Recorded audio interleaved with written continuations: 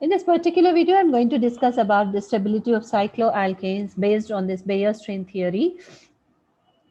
So in my previous video, I've already discussed about this properties and the nomenclature of the cycloalkanes.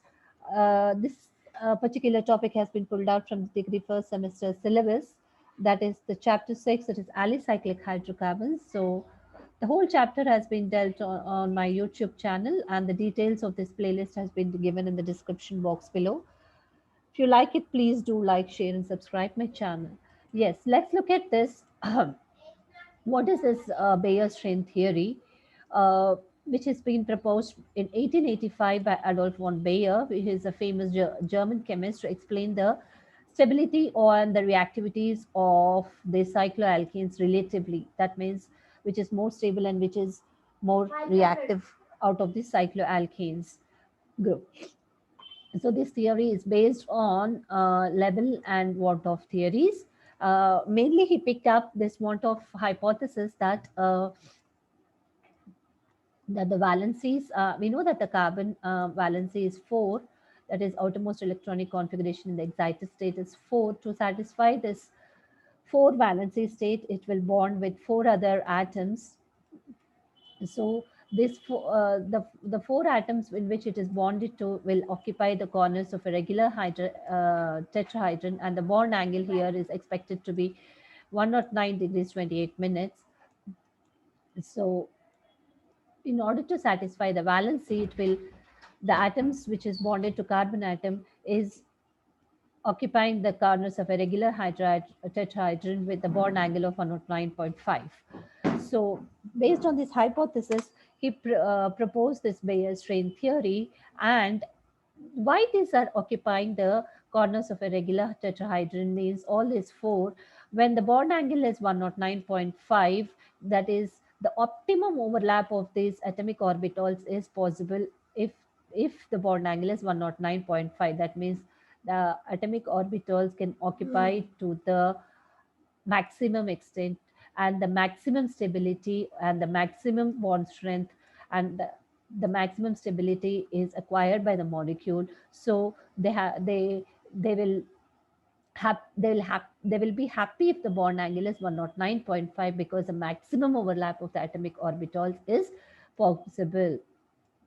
So it is giving the maximum stability to the molecule. So this is nothing but this 109 degrees 28 minutes is nothing but, in short, it is called as an ideal bond angle, or ideal angle, or the valence angle. So this is called as this 109.2528 or 109.5 is called as an ideal bond angle or the valence angle. Any deviation from this 109.28 will produce some strain in the molecule. Any deviation from this ideal bond angle. So this particular strain is called as an angle strain or the Baeyer strain. So any deviation from 109.5 will produce a strain in the molecule. This is called as an Baeyer strain or the angle strain, and higher the deviation, then the higher will be the instability in the molecule. So the higher the deviation, the more unstable will be the molecule. So this will lead to the increased reactivity and increased heat of combustion if the deviation from this ideal angle is seen. For example, when we say take this cyclopropane, we know that the cyclopropane is where carbon atoms are occupying the corners of an equilateral triangle where the bond angle is 60 degrees here. So the internal angle is 60 degrees, but the ideal bond angle we know that is 109.28 tetrahedral. So this produces, so the carbon atoms here, if instead of having this tetrahedral having angle, they're having 60 degrees angle. So this will produce some strain in the molecule, and this is called as an angle strain. So so the deviation from this tetrahedral angle is resulting in the angle strain, because they cannot have an effective overlap of the atomic orbitals, which leads to the instability in the molecule. Instability in the molecule, otherwise the molecule is unstable. So this for cyclopropane, let's see how this is happening in cyclopropane. For example, the cyclopropane, the structure is this particular structure where it's a three-member ring, 1, 2, and 3 carbon atoms, and should have planar structure because only 3 carbon atoms in this. So, and the bond angle in this is 60 degrees. And the hybridization which is followed in this is sp3 hybridization, which means they should have tetrahedral bond angle. But an angle should be 109.28. But the typical, when we take this typical alkanes, that is CC bond, for example, this C and this C, the effective overlap of atomic orbitals, this is the overlap, they are in plane, and the maximum overlap is possible, effective overlap is possible if the bond angle is 109. But the if the bond angle is 60 degrees, as in cyclopropane, see this is 60 degrees, there is a slight bend we can see because the molecule, we are bending the molecule in order to achieve this equilateral triangle shape. You know, in order that the CC bond is happening in a 60 degrees mode, the molecule is bent. The CC bond is displaced outward from the internuclear axis. See, this is an internuclear axis and they are bent outside, and the effective overlap is not possible in this case. So this results in some strain in the molecule, and this is called as an angle strain. So how to calculate this angle strain? Let's see. And the bond angle in cyclopropane, we know that it is 60 degrees, but the ideal bond angle is for regular tetrahedron is 109. And therefore the deviation for this can be calculated like the normal tetrahedral angle, that is 109 to 8 minutes minus 60 degrees will lead to 49 degrees and 5 minutes, which is divided by 2, that is half of it will be 24 degrees 44 minutes here.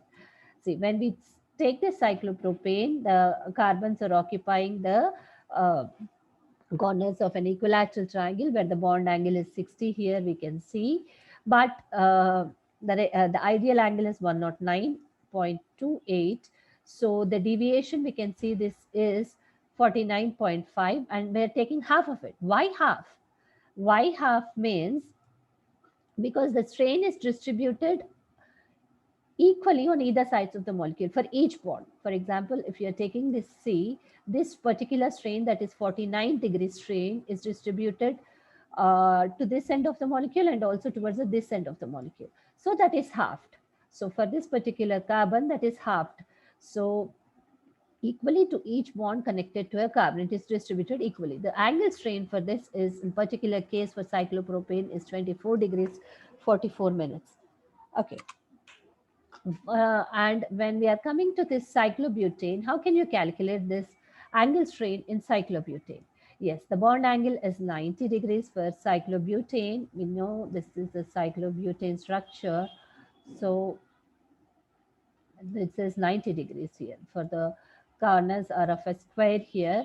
And when it is 90 degrees, so the normal tetrahedral angle is 109 degrees 28 minutes and minus 90, and we are taking half of it, that is 9 degrees 44 minutes is the angle strain which is observed in cyclobutane. So how do you calculate the deviation? With the help of a simple formula, that is deviation is equal to half of 109 degrees 28 minutes minus alpha. What is this alpha?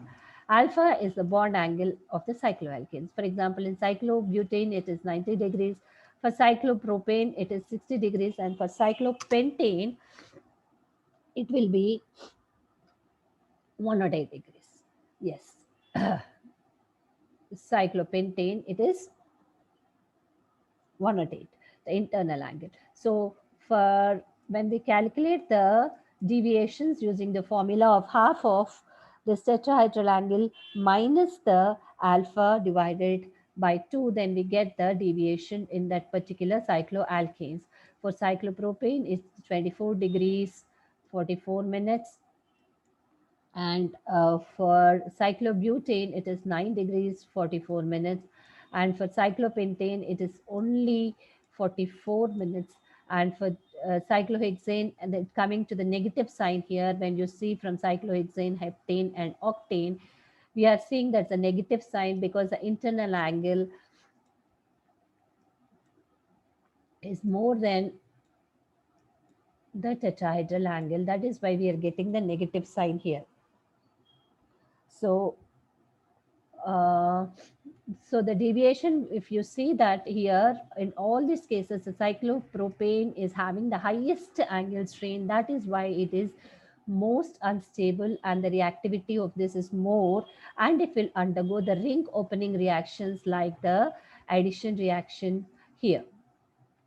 So it is undergoing the addition reactions in this case, that is ring opening reactions. This is undergoing, that is the cyclopropane, when compared to that of the cyclobutane. Also the cyclopropane is most unstable and will undergo the addition reactions, that is the ring opening reactions. And we come to this cyclohexane, it is having the negative sign because the internal angle is more here. So yeah, see, in the picture form, I've shown this. For cyclopropane it is 24 plus 24, cyclobutane is plus 9, and cyclopentane is 44 minutes. And when we come to cyclohexane, it is having a negative sign because the internal angle is increasing in here, where the internal angle is here is 120 degrees. So we'll get the negative deviation here. Anyway, that is minus 5 degrees 16 minutes. Anyway, the strain, that's the angle strain, depends only on the magnitude of this. See, when we see this particular chart, so these three are positive. When we come from cyclohexane, it is becoming the negative. Anyway, the angle strain is depending only on the magnitude of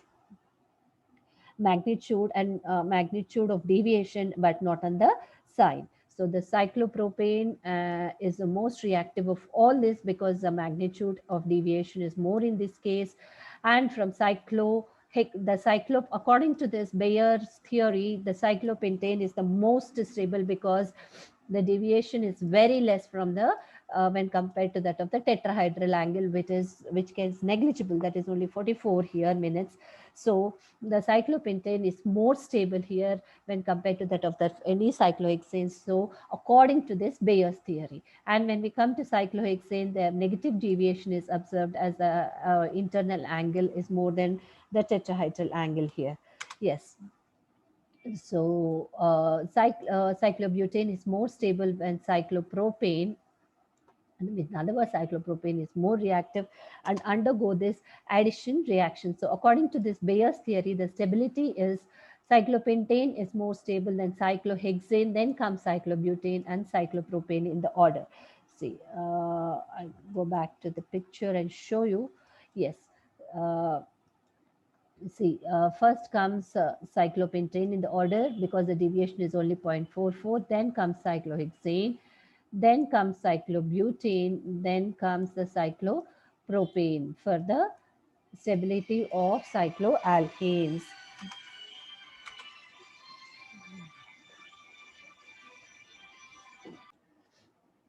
But in reality, when we see that there is also certain limitations for Bayer's theory, Bayer's strain theory, where the stability is little change here, where the cyclohexane is more stable than cyclopentane, then comes cyclobutane, then comes cyclopropane.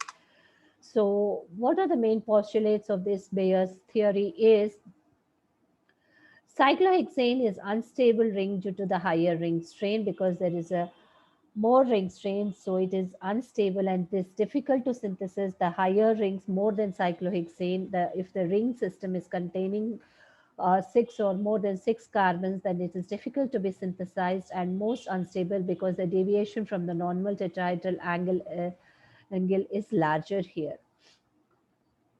So, anyways, we know that the larger deviation which results in more strain, and as a result, the ring system becomes unstable. So, in other words, the ring systems which are smaller or larger than cyclopentane or cyclohexane are unstable due to the highest ring strain. That means cyclopropane, cyclobutane, and higher ring systems, that is more than cyclohexane, is difficult to be synthesized by this method as they are unstable. What are the uh, success of this Bayer's theory is uh, propose that cyclopropane and cyclobutane are flat molecules and having an angle of 60 degrees and 90 degrees. So the much deviation from this ideal tetrahedral angle, that is 105, 109.5, hence cyclopropane and cyclobutane are unstable and much angle strain is observed in these two. So what are the limitations of this Bayer strain theory is Bayer was not able to explain the effect of angle strain in larger ring systems. For example, from cyclopentane onwards, he was not able to explain why cyclohexane practically is more stable than cyclopentane. According to Bayer's theory, cyclohexane was stable, but in reality, was not stable. But in reality, cyclohexane is the most stable of all the ring systems. Why? So, according to Bayer's theory, larger ring systems are not possible, but they do exist and are more stable. And why this is happening? Because the larger ring systems are not planar, which was according to Bayer's theory. He said that they were planar, but they were not planar, but puckered conformations. They they will be in some other conformation but not planar to eliminate this angle strain. So why this? Let's see why the cyclohexane is more stable than cyclopentane. So in reality, the cyclohexane is not planar, but it adopts the puckered chair structure. So so for chair conformation, which is more stable. Okay. So if the cyclohexane structure were to be flat like this, then the bond angle should be 120 here, which is more than tetrahedral angle. And there will be, if it was to be planar like this, all the H's on the adjacent carbons will be aligned in eclipsed conformation. That means eclipsed means just one, yeah, eclipsed conformation where the